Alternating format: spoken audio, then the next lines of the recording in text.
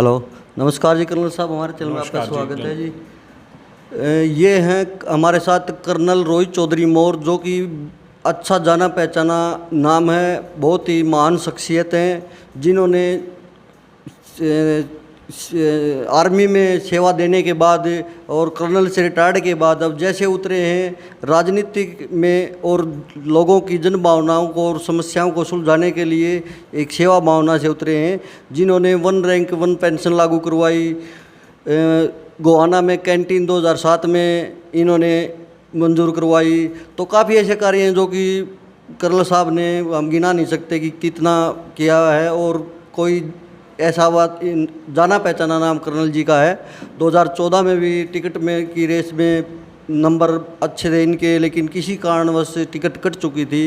तो कर्नल जी, बड़ौदा उपचुनाव के बारे में बात करना चाहते हैं हम। आप बड़ौदा उपचुनाव को किस नज़रिए से देखते हैं? देखिए, बड़ौदा उपचुनाव ये बहुत ही मुश्किल उपचुनाव होने वाला है। ये चुनाव सरकार, प्रशासन, शासन उसके खिलाफ लड़ा जाना है।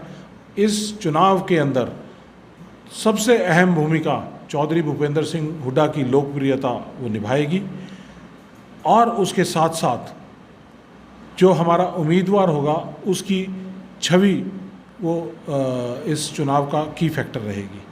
तो जहाँ तक बात है, ये चुनाव काफ़ी कीनली कंटेस्टेड होगा, काफ़ी संघर्ष वाला चुनाव रहेगा, लेकिन मुझे पूरा यकीन है चौधरी भूपेंद्र सिंह हुड्डा के आशीर्वाद से, उनकी लोकप्रियता से और अच्छे कैंडिडेट की छवि के साथ ये चुनाव कांग्रेस पार्टी 100% जीतेगी। सर, अगर इसमें चौधरी भूपेंद्र सिंह हुड्डा जी अगर आपको मौका देते हैं, तो आपको अगर मौका देते हैं तो उसके बारे में आपकी क्या प्रतिक्रिया है?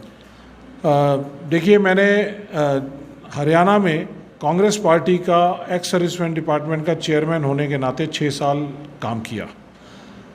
जब मेरी राजनीतिक महत्वाकांक्षा नहीं थी, 2007 में आर्मी की कैंटीन खुलवाने का काम किया। 2013 से लेके पूरी तरह से राजनीति में, हरियाणा की राजनीति में सक्रिय हूँ, बड़ौदा की राजनीति में सक्रिय हूँ। और 1 रैंक 1 पेंशन की लड़ाई पूरे देश भर में लड़ी है। 73 सेंटर्स के अंदर हमने लड़ाई लड़ी, हमने आंदोलन चलाया, दिल्ली पुलिस ने अरेस्ट किया, और हमने काफ़ी हद तक इस 1 रैंक 1 पेंशन की जो है उसकी लड़ाई को लड़के जीता है। तो सर, आज मैं पूरी तरह से आश्वस्त हूँ कि मैं इस बड़ौदा चुनाव को कांग्रेस पार्टी की तरफ से लड़ने के लिए सबसे सक्षम कैंडिडेट अपने आप को मानता हूँ। चौधरी भूपेंद्र सिंह हुड्डा साहब का मुझे अगर आशीर्वाद मिलता है तो मैं 100% इस सीट को निकाल के दिखाऊंगा, और इस बड़ौदा का जिसके लिए मूलभूत सुविधाओं को दिलाने का काम चौधरी भूपेंद्र सिंह हुड्डा साहब की 10 साल की सरकार ने किया है, उस नींव के ऊपर मैं नए बड़ौदा का निर्माण करना चाहता हूं, जिसके अंदर रोज़गार ही रोज़गार हो। हमारा एक मुद्दा है, हम एक उद्देश्य को लेकर चल रहे हैं, सबको शिक्षा, सबको काम। हमारे यहाँ पे ग्रामीण इलाका है, सब या तो किसानी में है, या फिर हम सेना में या कहीं और गवर्नमेंट सर्विस की तरफ देख रहे हैं। सर, जैसे बड़ौदा उपचुनाव में आपको अवसर मिलता है, तो आप किस पार्टी के साथ मुकाबला हो सकता है आपका, इसके बारे में क्या? देखिए, हम अपने आप को पूरी तरह से सक्षम मानते हैं। मैंने जैसे पहले कहा कि ये चुनाव चौधरी भूपेंद्र सिंह हुड्डा साहब की लोकप्रियता और कैंडिडेट की छवि के ऊपर लड़ा जाएगा।